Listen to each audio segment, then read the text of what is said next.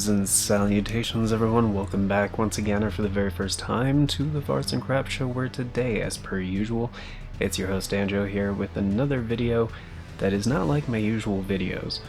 And this is going to be a long one, just to let you know, and also this is merely a theory or hypothesis, which contains heavy spoilers and may change the way you perceive Elden Ring and its story.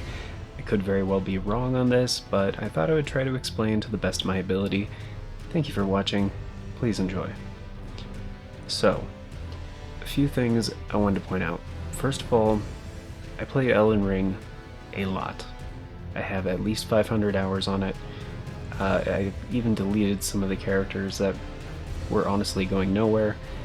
And I'm about 20 playthroughs in at this point. Altogether, maybe more than that.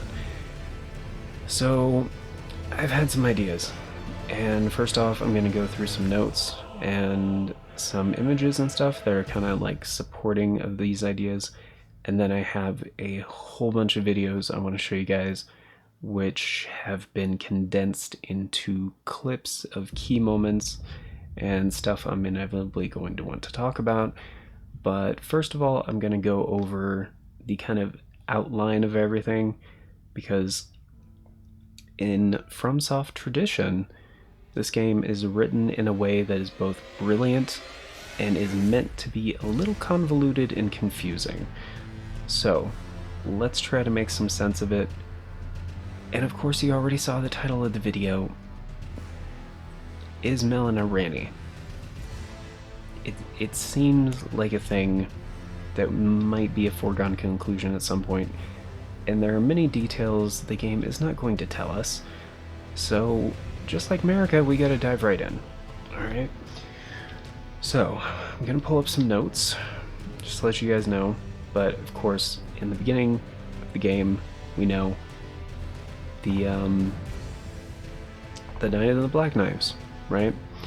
They were out to kill Godwin the Golden, and they say he was first to perish. Kinda true. Immediately after that, they say soon America's offspring, demigods all, claim the shards of the Elden Ring.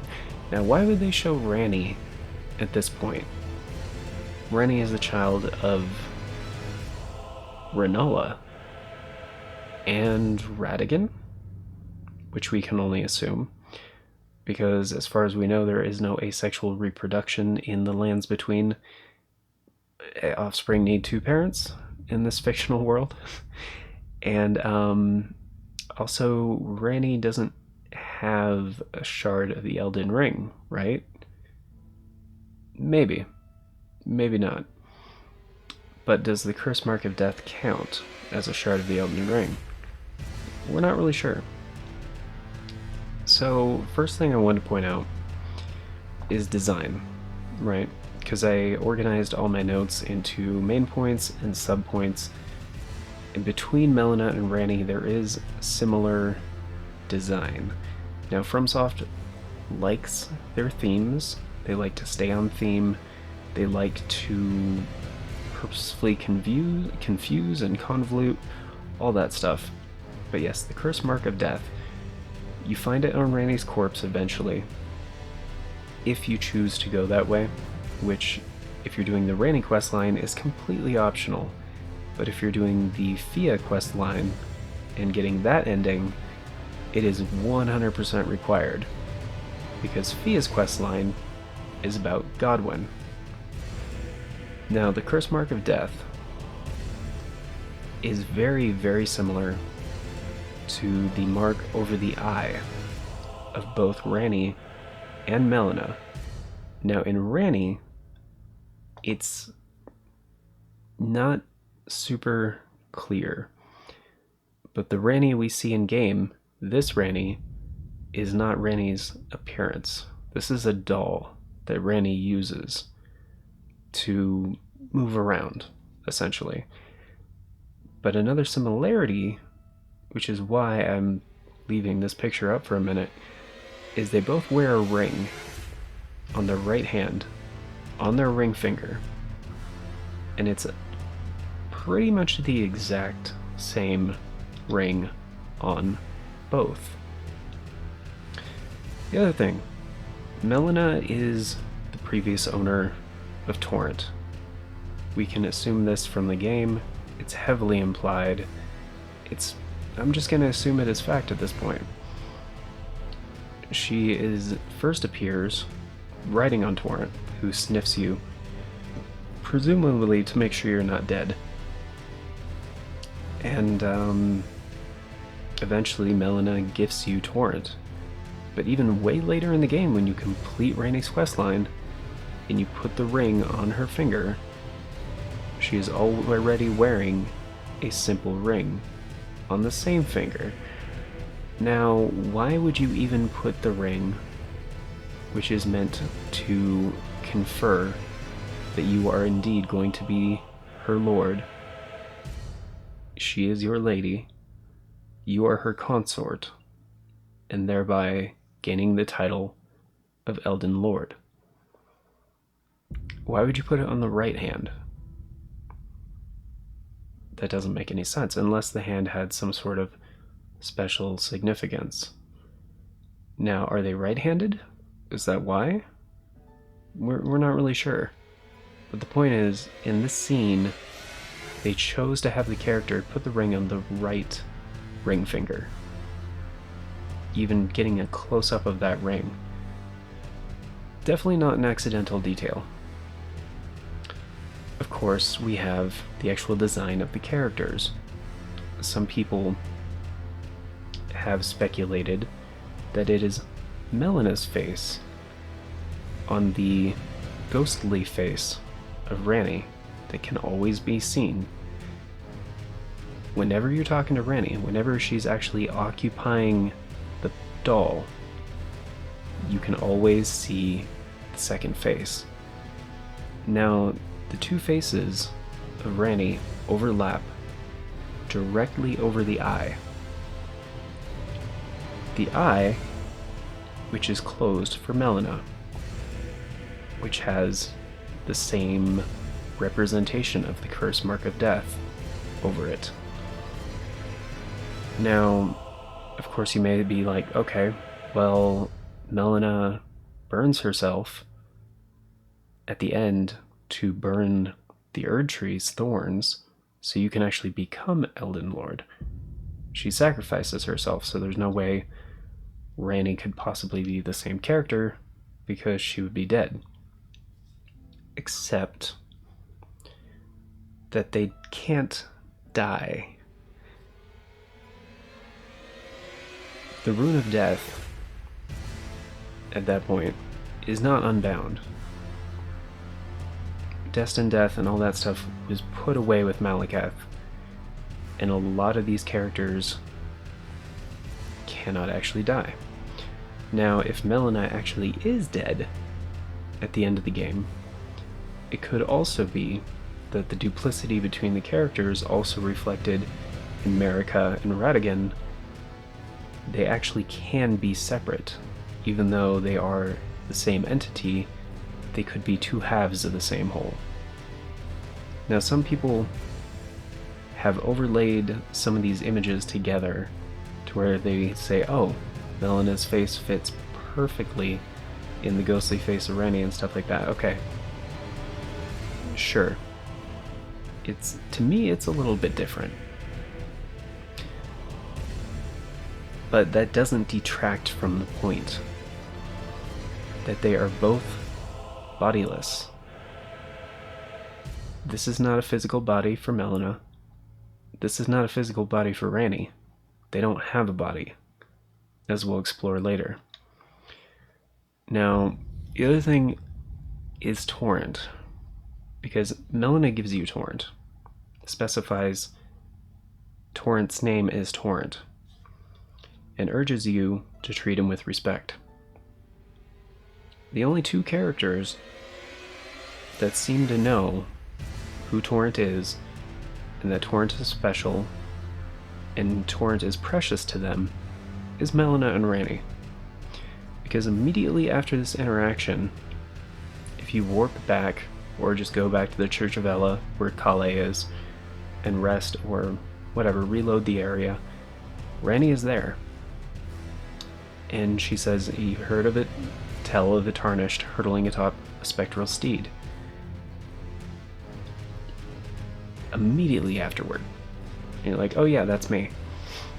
And then she says, oh, I was given something by Torrent's former master. It's like, really? Like instantaneously? You were given? Or did you presume your other half and give me something that you just had? And with Melina, people, you might say, okay, well, Melina is the daughter of Marika, right? Rennala is the daughter of Rennala. But Marika and Radagon are the same person. And Ranni's parents are Rennala and Radagon, for sure. Now, does that mean Melina is a daughter of Godfrey? Not necessarily. Especially if they're the same person. It could be what Melina meant is her mother is Radagon. So she was born at the foot of the Erd Tree, right? She never specifically says she is Marika's daughter, but we can surmise from tons of different things she is indeed the daughter of Marika. For my purpose, she was given to me. Oh, for my purpose, given to me by my mother inside the Erd Tree long ago. So yes, Marika gave her a purpose. And the reason that she yet lives, burned and bodiless. She says herself, she doesn't have a body. She appears, and again, this is a heavy design thing, she appears in a blue particle effect and disappears with a blue particle effect every time you talk to her at a point of grace, site of grace, whatever. There's only two other characters that do that in the game. Torrent and Ranni. Ranni doesn't do it very often, except for when you first meet her, essentially. I don't think she does it another time. But is a clear connection. And of course, shortly after you meet Ranni, she tells you, and I think this is then the second encounter in the tower, that this doll's body is not without its hindrances. Clearly not her body.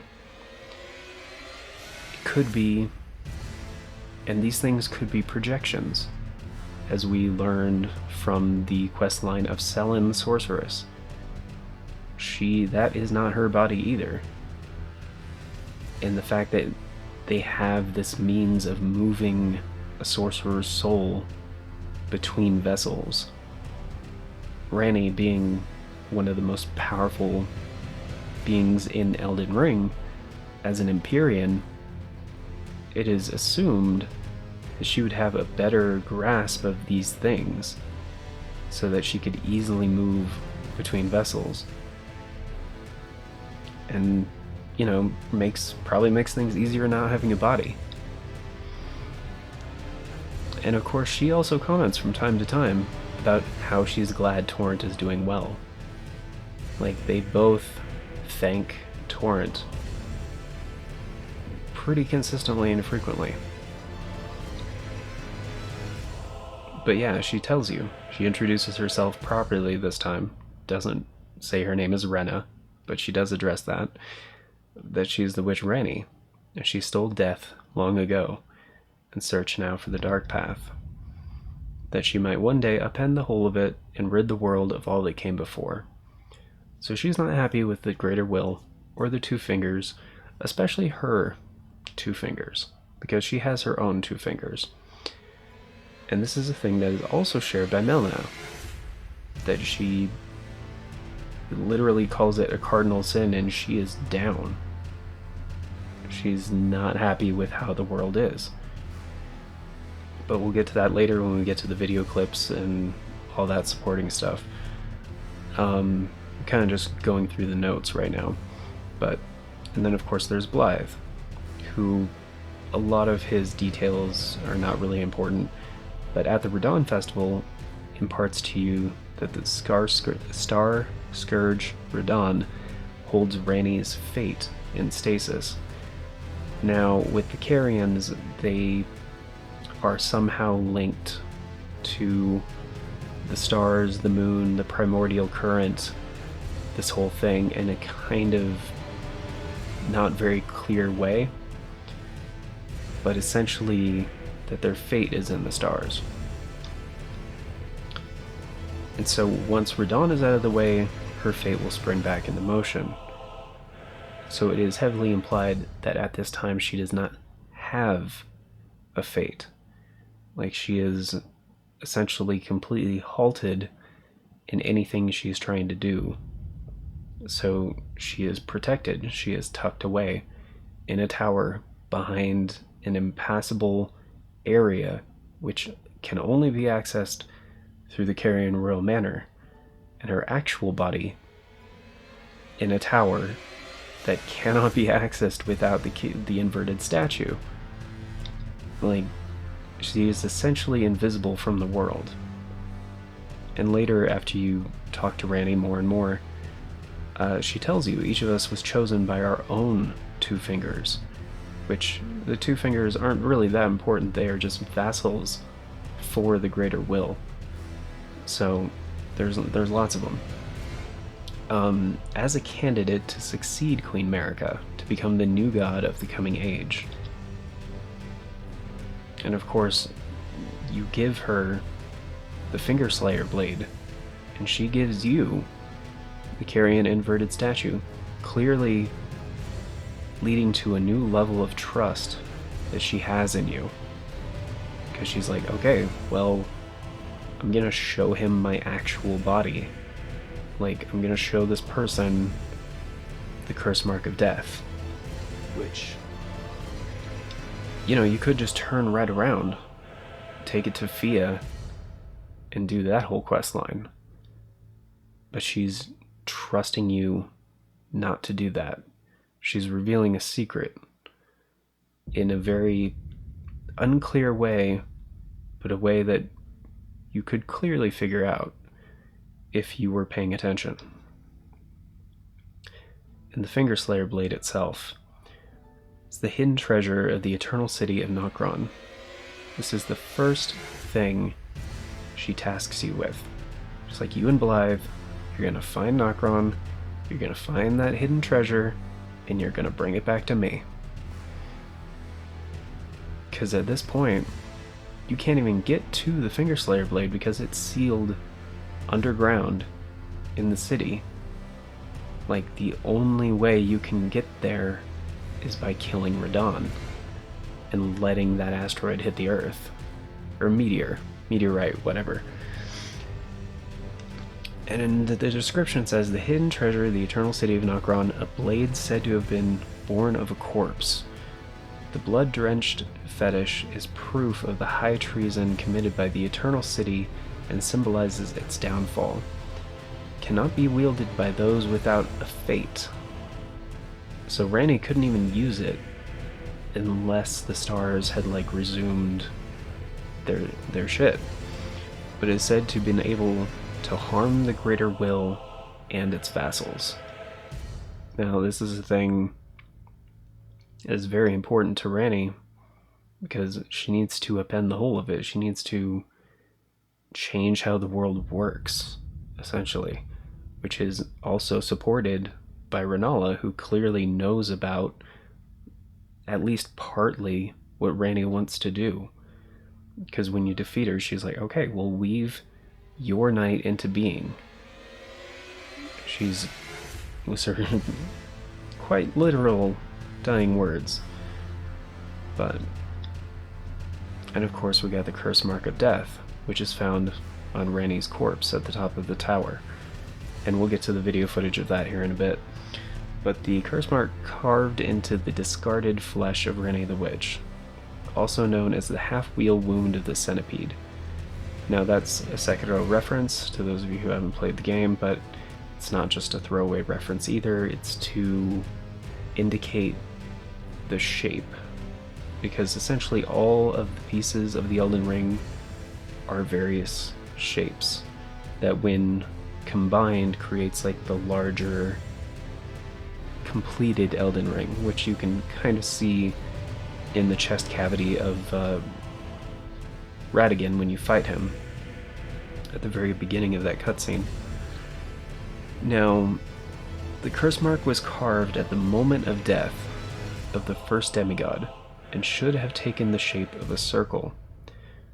But as you see in the very beginning of the game, in that image where the Black Knife assassins are actually taking out Godwyn, you see the half wheel on his back as well.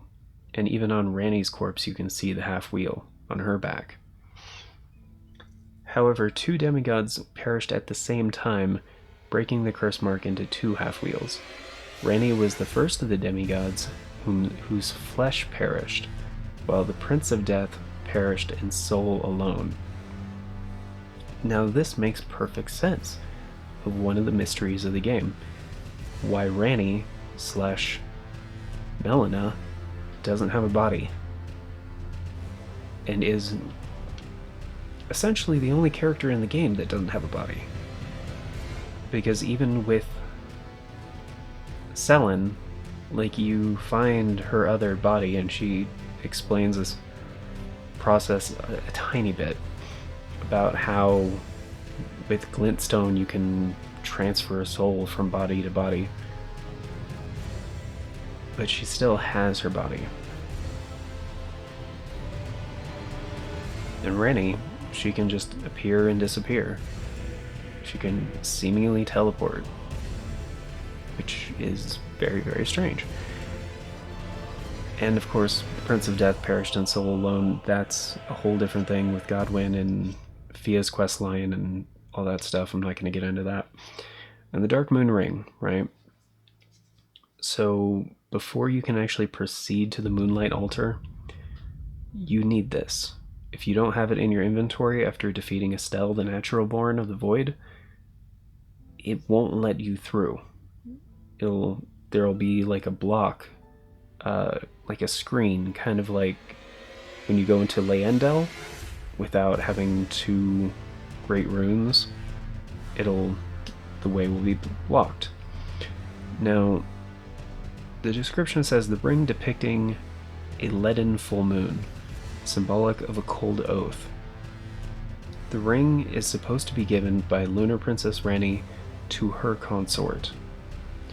Ranni is an Empyrean, meaning her consort would by rights earn the title of Lord. A warning is engraved therein.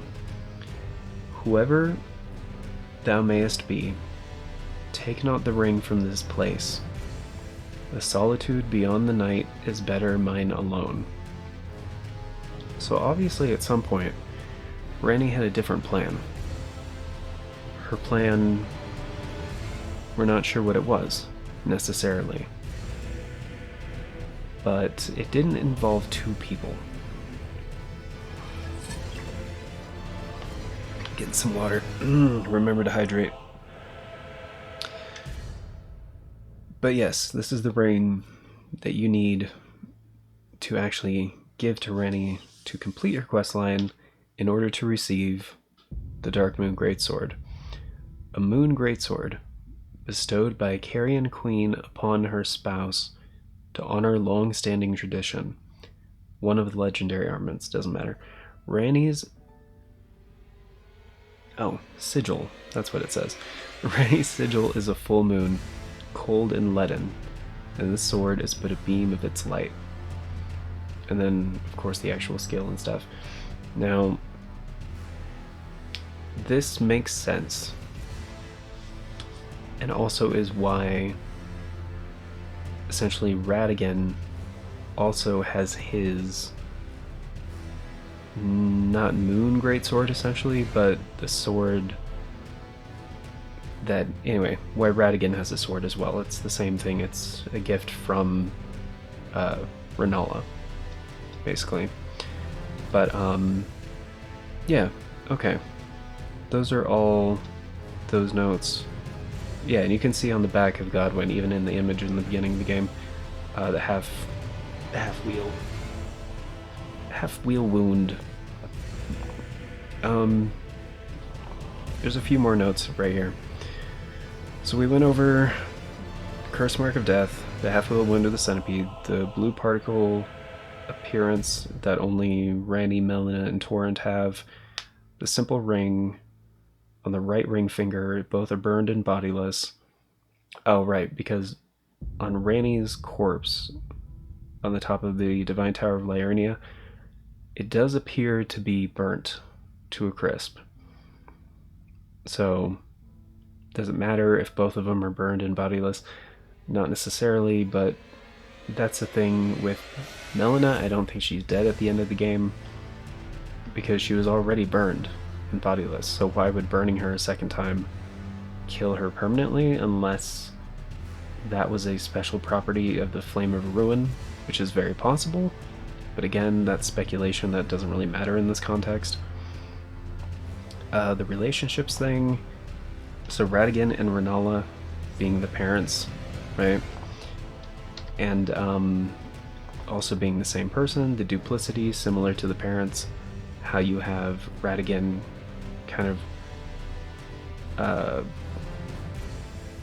the Radagon icon description talks about how under Rennala, Radagon studied sorceries, and under Marika, Radagon studied incantations. Basically the Golden Order representing holy and incantations, and then the Carrion royal family representing sorcery and intelligence and that sort of thing.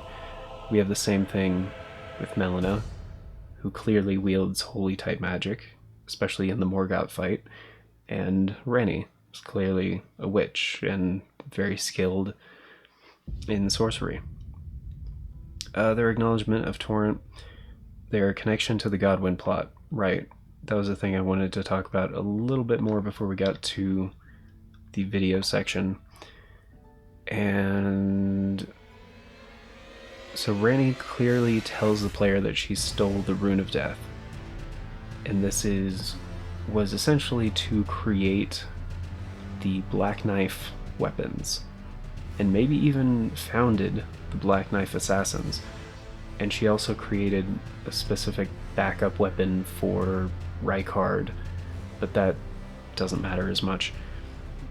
But it is to essentially fight Malekith with.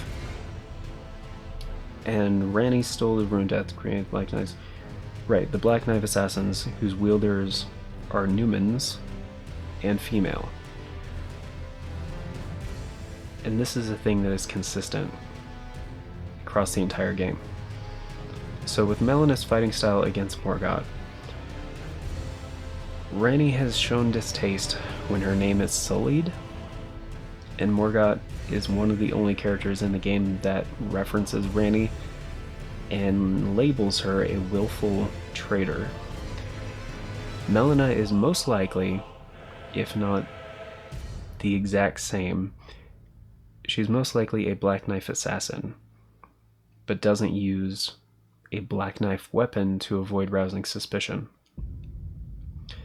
And we'll see that, and I'll talk a little bit more about that during the actual clip later. The other thing with the relationships is in the Everjail at the Moonlight Altar, you find Alecto, the Black Knife ringleader. Upon defeat, you get Black Knife Tish, one of the best summons in the game.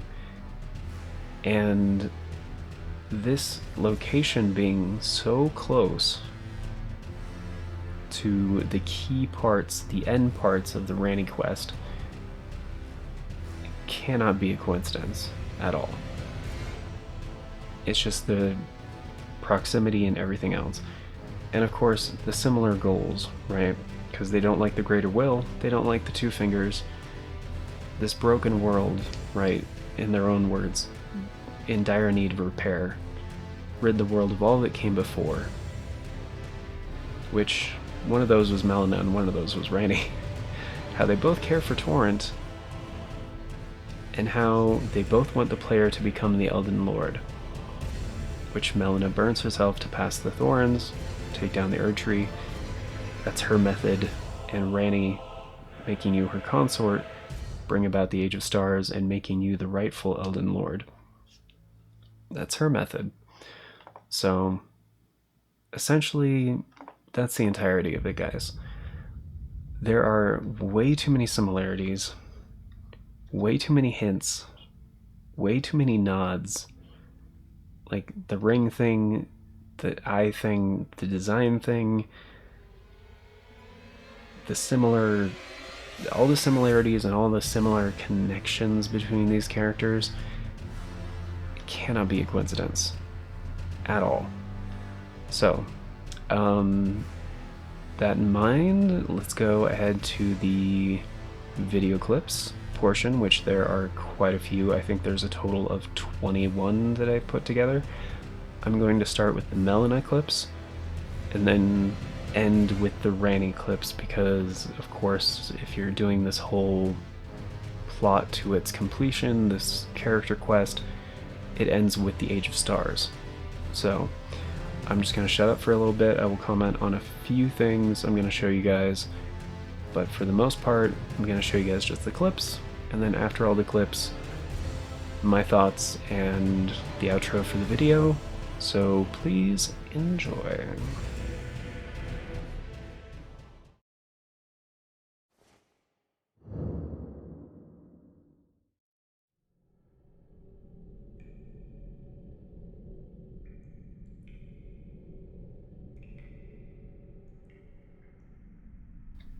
Right, so right here at the beginning of the game, this is when we first see Melina and Torrent.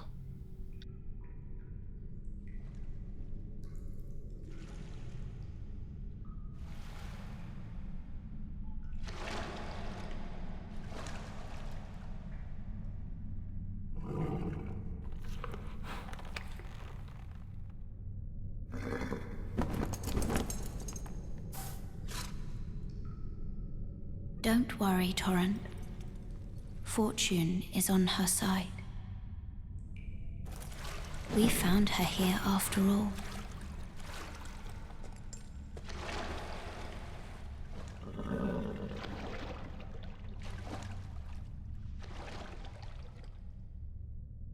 One of her kind is sure to seek the Elden Ring. Even if it does violate the Golden Order. And that's another important point. Right from the get-go, you find out, okay, this chick is not happy with how the world is going at all. So the next one, right here, this is our first conscious encounter with Melina.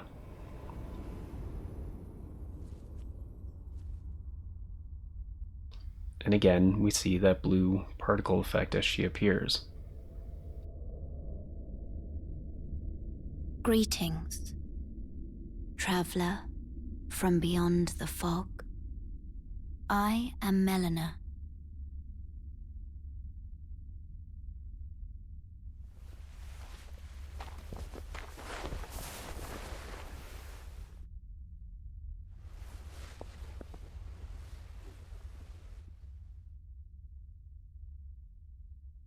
I offer you an accord.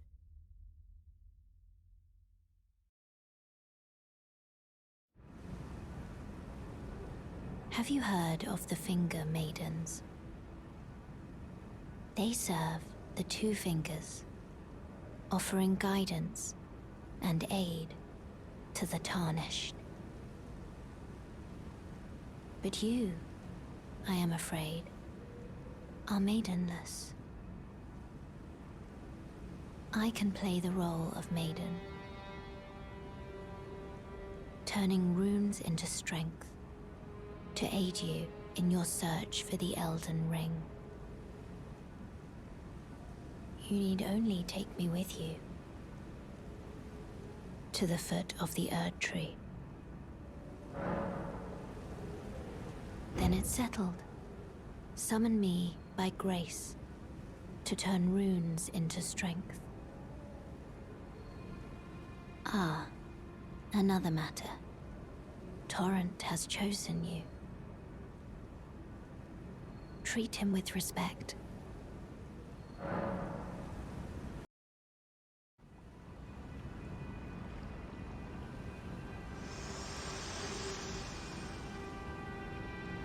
The Erd Tree is close, only a little further till the foot of the Erd Tree.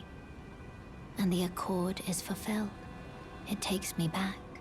I was born at the foot of the Erd Tree, where Mother gave me my purpose. Though now, everything is lost to me. I have to ascertain for myself the reason for which I live, burned and bodiless.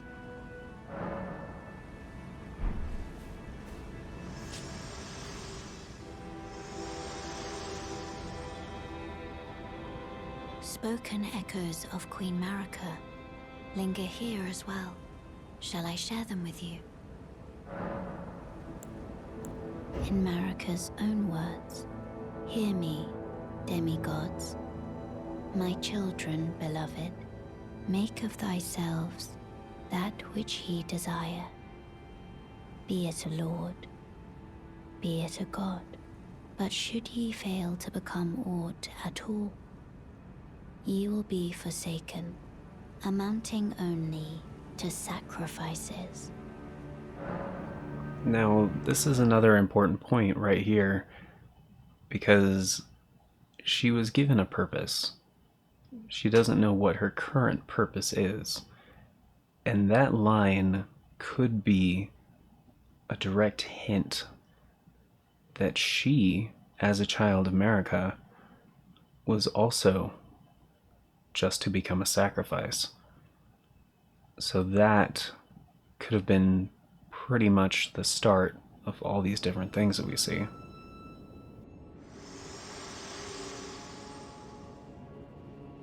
My utmost thanks for bringing me to the base of the Erd Tree. Here, I can govern my own movement, and thus, the accord is fulfilled. I shall depart to ascertain the purpose I was given. Farewell. I shall leave Torrent and the power to turn runes into strength. Here, with you, I wish you luck in realizing your ambition. You have fought long and hard. I have no doubt you will become Elden Lord. May you take the throne.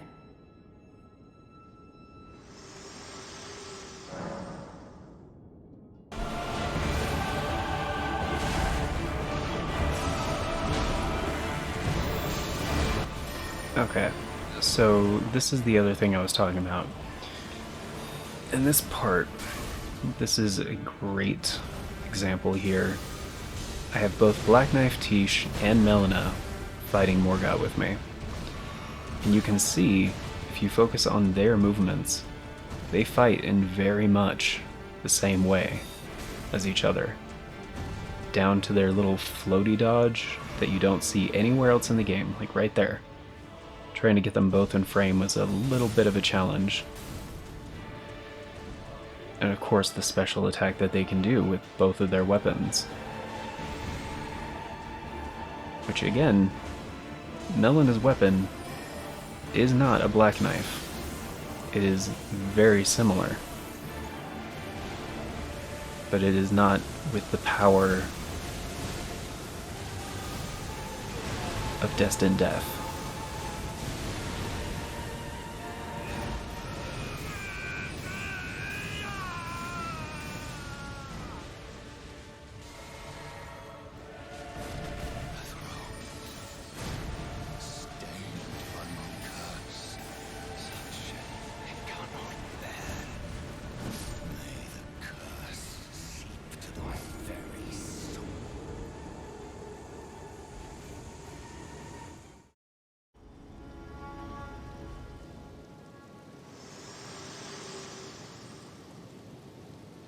Hello again, old friend.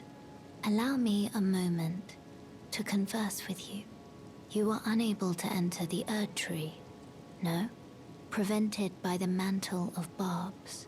The thorns are impenetrable, a husk of the Erd Tree's being that spurns all that exists without.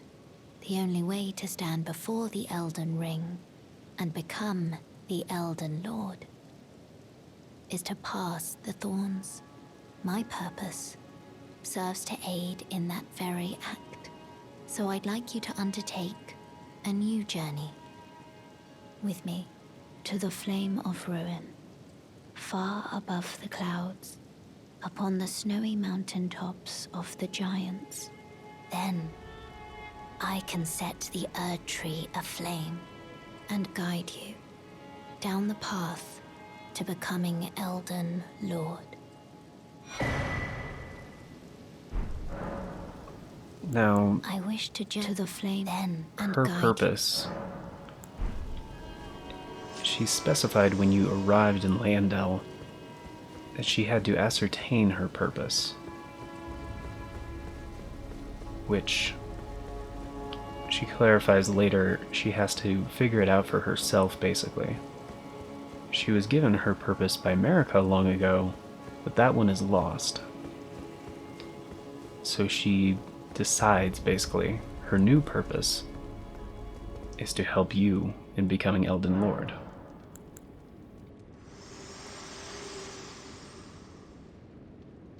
Spoken echoes of Queen Marika linger here as well. Shall I share them with you? In Marika's own words, O Radigan, leal hound of the Golden Order, thou art yet to become me.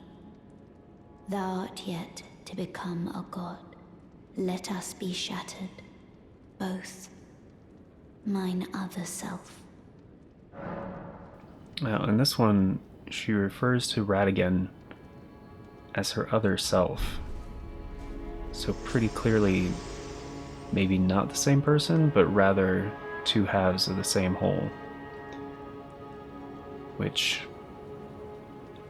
could be taken a couple different ways. But again, you see this duplicity, this decisive difference between Marika and Radigan, which seems to be centered around how Radigan is basically a pawn of the Golden Order and the Greater Will, and Marika doesn't seem to be okay with that. We're almost there. The Flame of Ruin lies just ahead. I'm glad it was you I traveled with. I must tender my thanks to Torrent, too. Thank you, Torrent. Please continue to lend your aid. Till the end.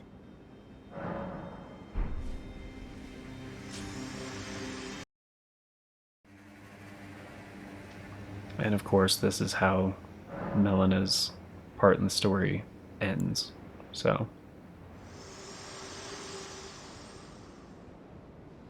I have long observed the lands between. This world is in dire need of repair and death. Indiscriminate.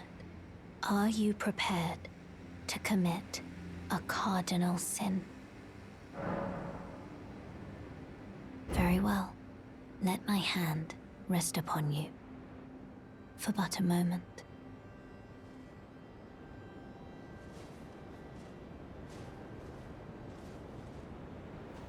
again, her right hand.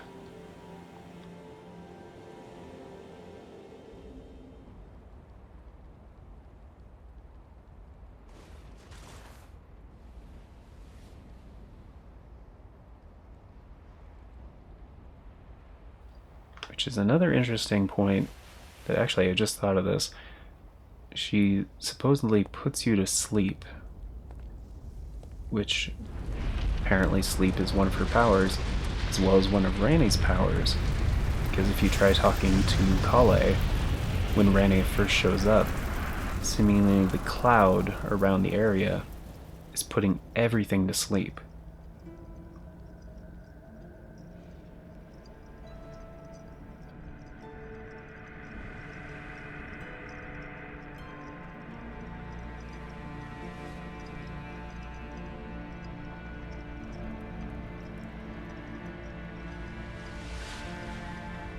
O Erd Tree, you shall burn.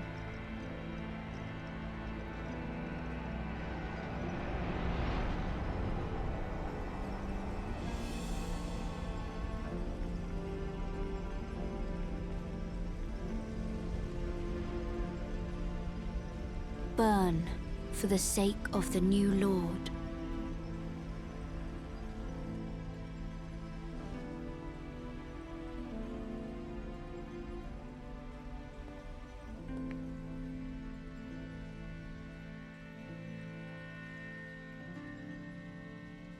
Thank you for guiding me here.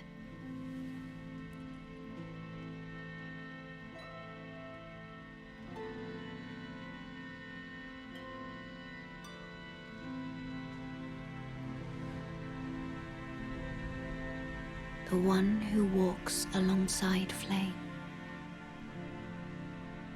shall one day meet the road of destined death. Goodbye.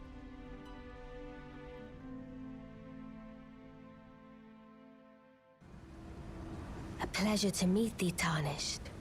I am the witch Ranni. I'd heard tell of a Tarnished hurtling about atop a spectral steed, and upon looking into the matter, the talk I surmise is of thee. Thou art possessed of the power, no? To call forth a spectral steed named Torrent. Which that name would only be known to her and Melina. Ah, as I had hoped. I was entrusted this for thee, by Torrent's former master. 'Tis a bell for calling forth spirits. Summon them with it. From ash and return to the Erdtree, the spirits will obey thine command but briefly, as they recall battles past. Now it is thine, to do with as thou wishest.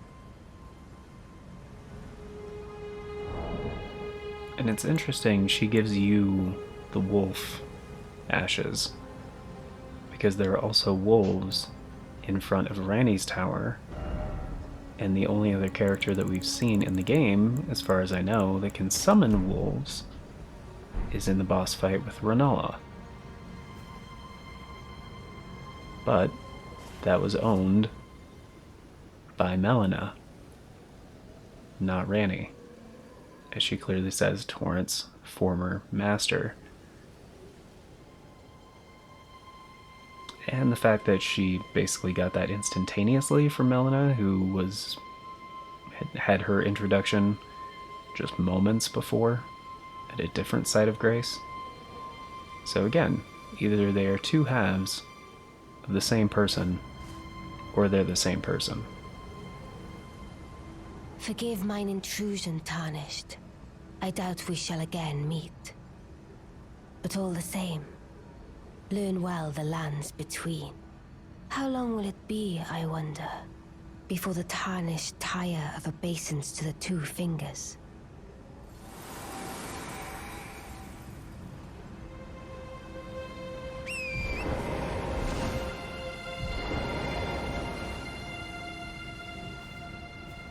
And again, that same blue particle thing that we only see with Torrent, Ranni, and Melina.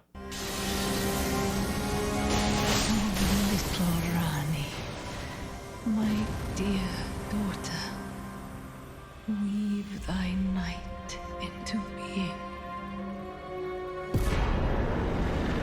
And again, definitely Rinalda knew at least partially what Ranni was up to, what her plans were to bring about the Age of Stars. Oh, again we cross paths. I believe I said my name was Ranni when last we met. It pleaseth me to see Torrent hale and hearty, but Tarnished. What business hast thou here? I have no memory of inking thee an invitation. No reason in particular thou claimest. Intriguing. Then mayhaps fate hath steered thee to this reunion. Wilt thou enter into my service? I am the witch Ranni.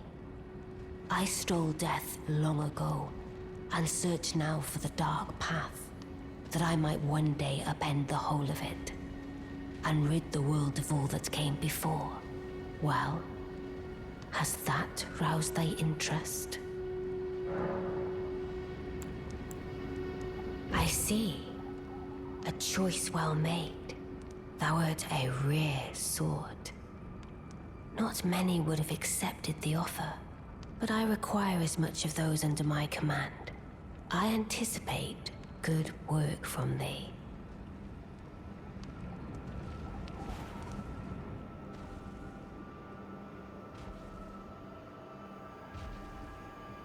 Which again, anytime you speak to her, you can see the ghost face thing on hers as well. And that was kind of me testing if Sentry's Torch, which can reveal hidden assassins, would do anything in Ranni's presence, or if she would even comment on it. Which she does not, and it does not affect anything. But yeah, it kind of looks like Melina in a way, but, you know.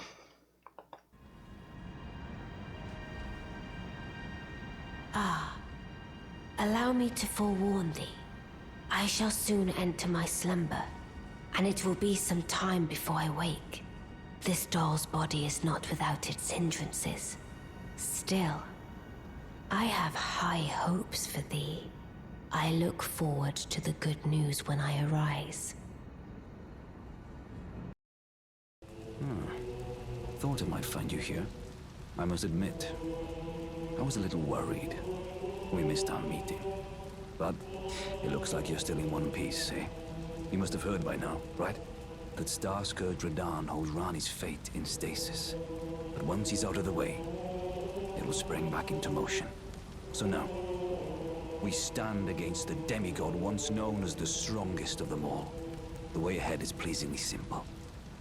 We fight, sword and fang.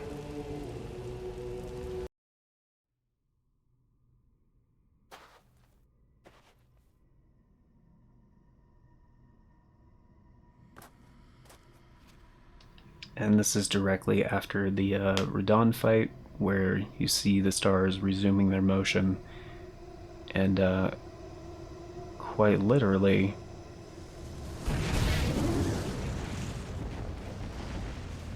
opening the way to Nokron.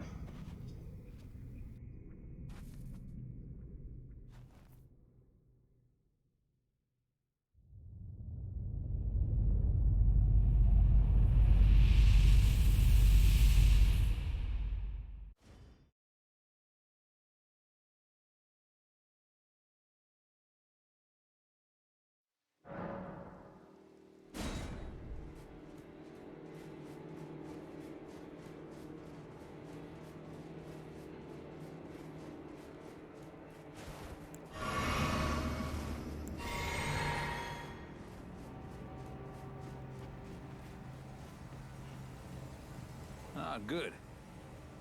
I was waiting for you. Oh, what a sick way to fight, eh? The glory of the clash is shared. By Radahn. And you. And did you see that afterwards? A falling star right before our eyes. I can't fathom how Radahn was holding back something of that scale. He was a living legend if ever I saw one. And the path has now been cleared. To Nokron, where Ranni's fate will be decided. Let's meet where the falling star bit the earth. We'll take up our swords once more. For Mistress Ranni.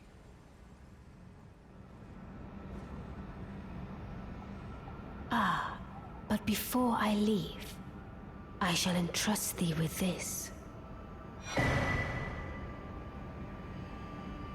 My thanks for thy sterling efforts.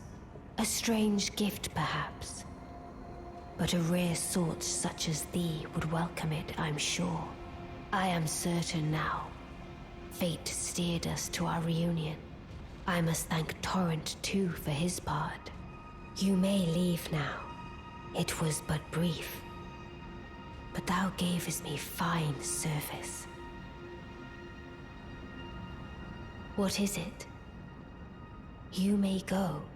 I too am to depart on a journey. Upon the dark path, only I may tread.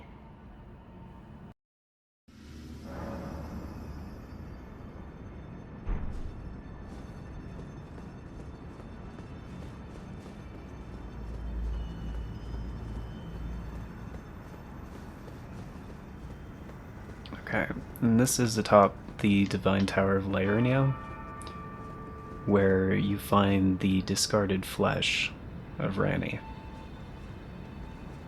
as well as the Curse Mark of Death, also known as the half-wheel wound of the centipede.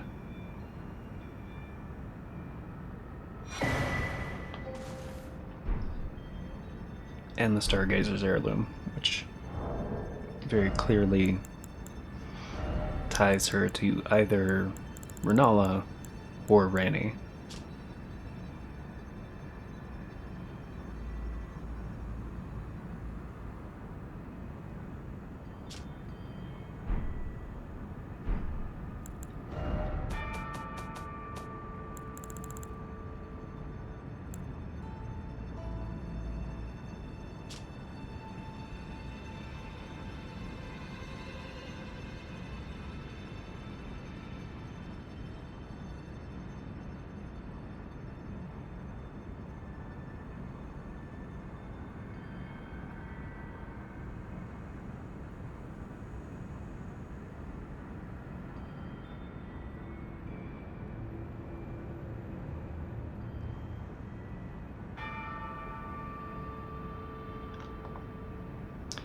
And it actually can be seen directly on her back. The curse mark carved into the flesh. But there's a few interesting design points here. That one, it very much looks to be charred and burned. And there's almost even this reddish hue on the head, which could indicate that Ranni, like Radigan's other children, had red hair.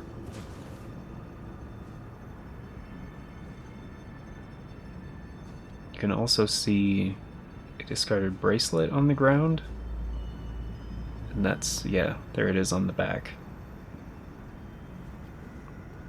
Which is very, very similar to the mark on Godwin's back.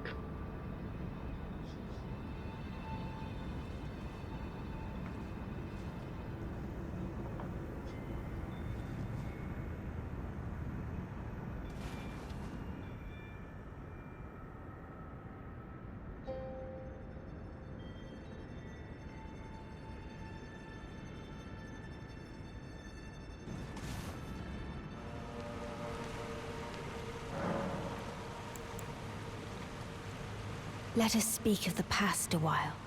I was once an Empyrean, of the demigods. Only I, Mikola, and Melina could claim that title.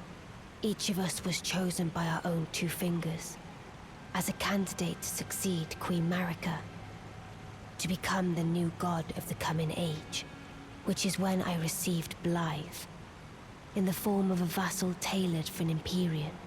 But I would not acquiesce to the two fingers.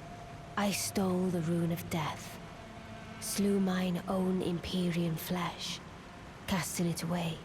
I would not be controlled by that thing.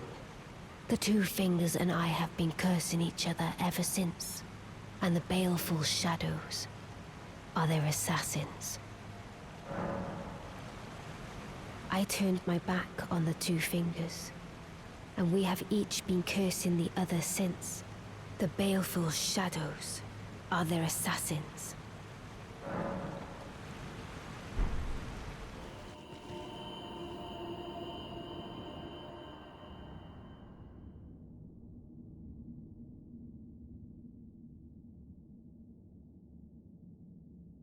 And again, here at the end of Ranni's questline, as we put the finger on, or put the ring on her finger, you can clearly see the simple ring.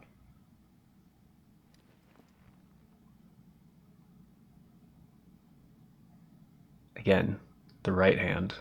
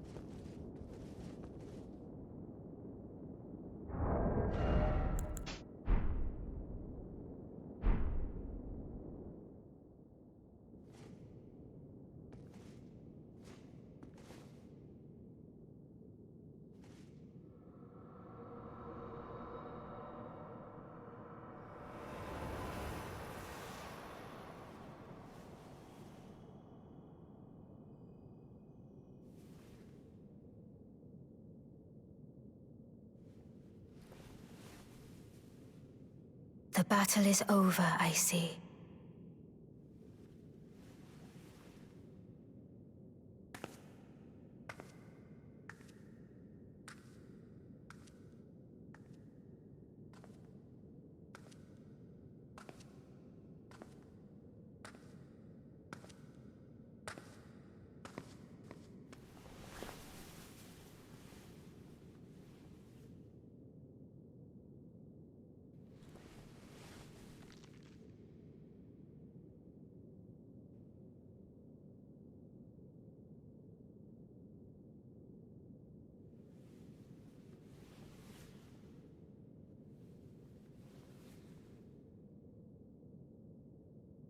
I do solemnly swear to every living being and every living soul. Now cometh the age of the stars. 1,000-year voyage under the wisdom of the moon. Here beginneth the chill night that encompasses all, reaching the great beyond.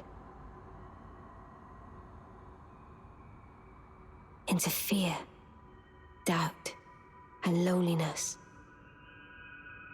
as the path stretcheth into darkness.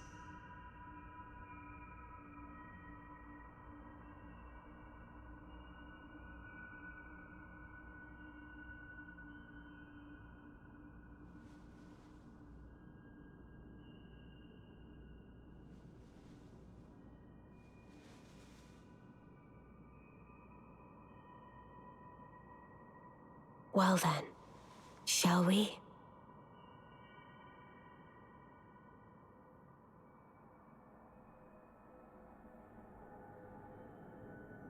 My fair consort eternal.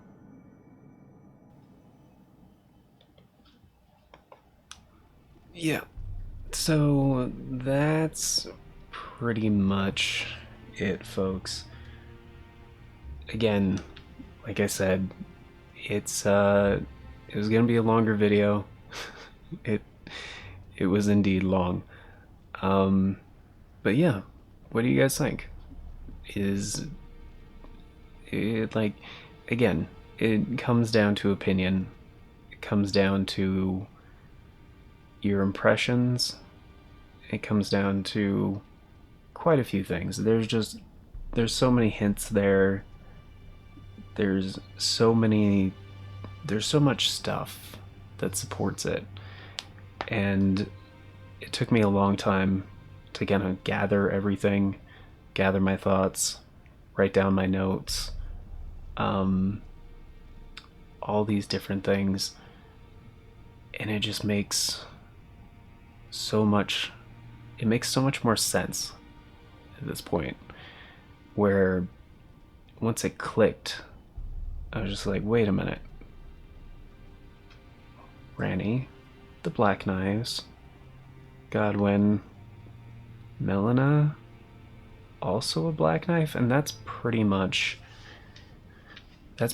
where it clicked for me. In that Morgott fight, and I was streaming at the time, and I was observing Melina's involvement in the fight, as well as how she was fighting. And again, that point that I said earlier, that was kind of like my first point before I put all this together. Melina's fighting style, this is literally what I wrote. Melina's fighting style against Morgott. Ranni has shown distaste for when her name is sullied in how she says it, and Morgott refers to her as a willful traitor. Melina is likely a Black Knife assassin, but she doesn't use a Black Knife to avoid rousing suspicion. But she moves in the same way. They have, in the duplicity, the mirror images of these characters just goes so deep. With Melina and Ranni, with Ratigan and Marika, with Morgott and Margit. even with Melina and Radon, and I just couldn't ignore it anymore. I was like, I have to make sense of this. But again, like, is this... It's not that different from how people are, just generally. Anytime you have an idea or an opinion about anything, you can take the other side of that opinion and be like, well, I kind of also have this, you know, like the opposite is going to be present, you know, regardless. So, is it a representation of that in this story? I think it is. I think it is entirely. But, yeah. Let me, like, I think the game has all these themes, so we would draw that connection. Where it's like, hey, see all these other characters where there's similarities and they might be the same thing, although they're not, but they might be. I mean, we even have it with Hyetta and Arena and Shabriri and the guy that Shabriri's body used to be in. Like, there's tons of these. Even the Knights of Zamor kind of look like the Black Knife designs. And some people may look at that and be like, okay, well, they're just reusing assets in the game. And da-da-da-da, because, you know, that's less work for FromSoft. And like, kinda. But they also do this with characters and designs that are not the same at all. But, you know, if you can reuse a certain amount of things, I get that. But it's also kind of a genius way to reuse assets, thus saving on space, and also add this greater narrative that you can completely ignore or have a lot of fun with it. But anyway, those are my thoughts on it, guys. That's a wrap. Thank you very much for being here. Greatly appreciate it. And of course, before we get going, a very special thank you going out to the current Farts and Crap Show members, which at the time of recording is Novalis Draconis and Heemscast Gaming. And Heemscast Gaming has a great channel, by the way. Go check that out. But, yeah, if you guys want to be incredibly awesome, support the show a bit more directly and get in on those membership benefits like these lovely people, check out the join button down below. A tier start at $3 a month. That's only 10 cents a day. Gets you into all the basic stuff, including getting to have a voice in some of the series that get made here on this channel. So, but yeah, it's going to do it for today, guys. So, take care. Till next time, have yourselves a beautiful day.